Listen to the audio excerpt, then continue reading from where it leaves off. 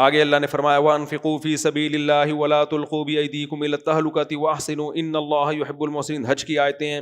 حج میں صحابہ کرام تجارت کو برا سمجھتے تھے۔ حج میں ایک اہم حکم یہ دیا کہ جو بھی حج کا یا عمرے کا احرام باندھے گا فلا رفث ولا فسوق، کوئی فحش بات زبان سے نہیں کرنی اور کوئی فسق و فجور کا کام نہیں کرنا، ولا جدال فی الحج، اور لڑنا جھگڑنا نہیں ہے۔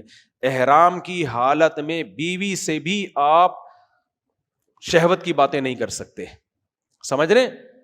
احرام کی حالت میں بیگم کے ساتھ بھی آپ کوئی ایسی بات نہیں کر سکتے جو نارمل حالات میں فحش بات سمجھی جاتی ہے، وہ بھی جائز نہیں ہے۔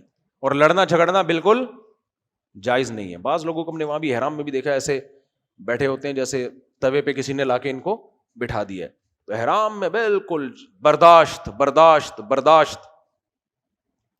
آگے اللہ فرماتے ہیں صحابہ کرام جب حج کرنے جایا کرتے تھے تو پوری دنیا سے لوگ آتے تھے،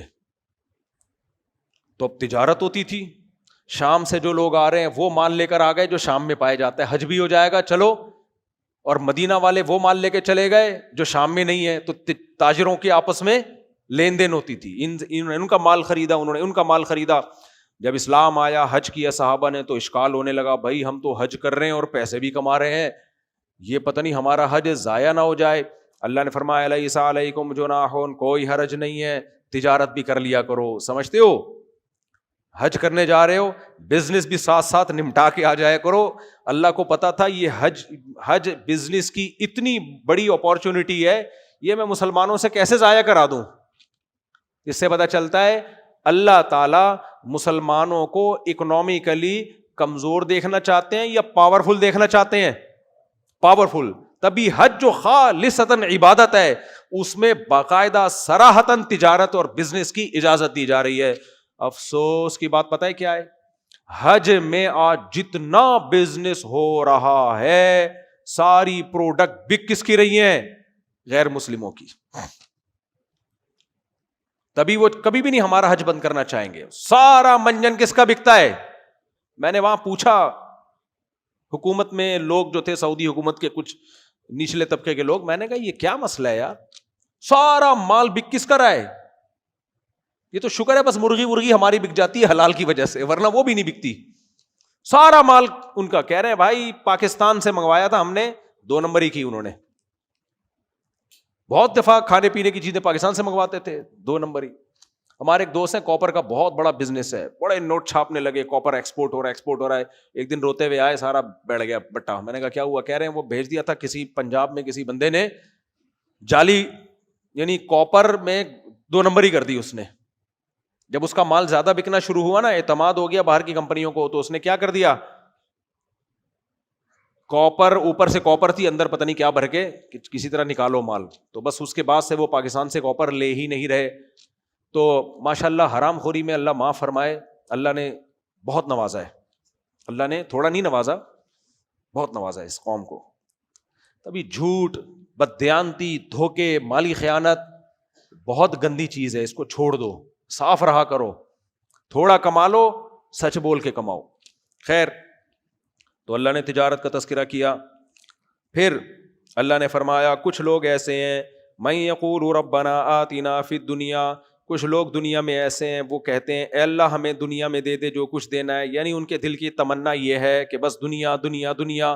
اللہ کہتے ہیں مل جائے گی اگر اللہ چاہے گا۔ ما لہ فی الآخرۃ من خلاق، آخرت میں کوئی حصہ نہیں، وہاں بالکل محروم ہو گئے۔ اللہ فرماتے ہیں لیکن جو ہمارے بندے ہیں وہ کیا کہتے ہیں، ربنا آتنا فی الدنیا حسنہ، دنیا میں بھی اچھی زندگی دے، وفی الآخرۃ حسنہ، آخرت میں بھی اچھی زندگی۔ وہ آخرت کو بھولتے نہیں ہیں، آخرت بھی چاہیے ہمیں، تبھی دنیا میں ان حرام کاموں کی طرف نہیں جاتے جن سے آخرت برباد ہو جائے۔ ان کی دعاؤں میں آخرت کا تذکرہ بھی ہوتا ہے۔ اللہ فرماتے ہیں یہ جو کمائیں گے ان کو اس کا حصہ ملے گا، جو آخرت کے لیے کریں گے اس پہ ثواب ان کو ملے گا۔ آگے اللہ تعالیٰ فرماتے ہیں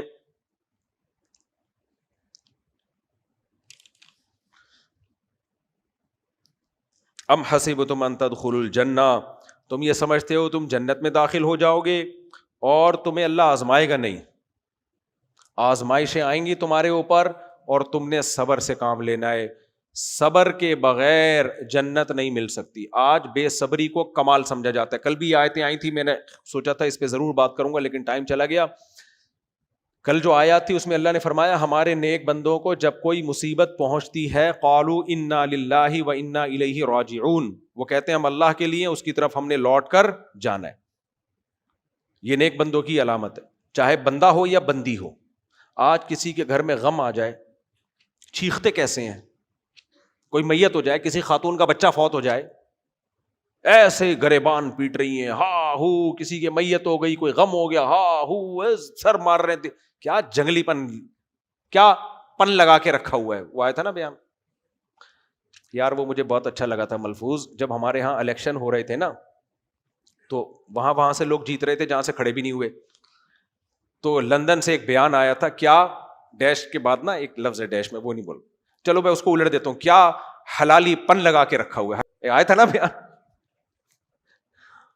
یاد ہے؟ ایک ویڈیو جاری ہوئی تھی, اس میں بیان آیا تھا کیا حلالی پن, حلالی نہیں تھا وہ, مسجد کے احترام میں نہیں بول پا رہا وہ لفظ, کیا حلالی پن لگا کے رکھا ہوا ہے. تو جب بھی کوئی میت ہو گھر میں, بھائی عورتوں کو بولو صبر کرو, چیخنا چلانا ہا ہو, یہ غم بالآخر چلا جائے گا, لیکن اس طرح چیخو پکار کر کے اپنے اجر کو ضائع مت کرو. نبی نے لعنت فرمائی ہے میت پہ چیخنے والی عورتوں پر, نوحہ کرنے والی عورتوں پر, گریبان چاک کرنے والی عورتوں پر. جعفر طیار جوان آدمی تھے, میدان جنگ میں شہید ہو گئے. ان کی 4 بیویاں تھیں, رونے کی آواز آئی گھر کی 4 دیواری سے باہر. آپ نے پہلے ایک دفعہ آرام سے سمجھایا, پھر فرمایا مٹی اٹھا کے ان کے چہرے پہ ڈال دو. حالانکہ کتنا بڑا غم تھا, چھوٹے چھوٹے یتیم بچے, اور نبی کے چچا زاد بھائی چھوٹے چھوٹے یتیم بچے چھوڑ کر گئے. اتنے خوبصورت تھے جعفر طیار رضی اللہ تعالیٰ, کتنا بڑا غم تھا. 4 عورتیں ایک وقت میں بیوہ ہو رہی ہیں, چھوٹے چھوٹے یتیم بچے, اور نبی صلی اللہ علیہ وسلم کو جب شہادت کی اطلاع ملی, آپ کی آنکھوں سے آنسو. بس ان کی ازواج کو آپ نے چیخنے چلانے نہیں دیا, خاموش, ایسے خاموش کرایا ہے, گھر کے اندر آرام سے رو بیٹھ کے. مسلمان یہ یقین رکھتا ہے خوشیاں بھی آتی ہیں زندگی میں اور غم بھی آتے ہیں, یہ دنیا کا حصہ. اللہ ہم سب کو بچائے غم سے, ہمیں خوشیوں والی زندگی دے, پریشانیوں سے بچائے.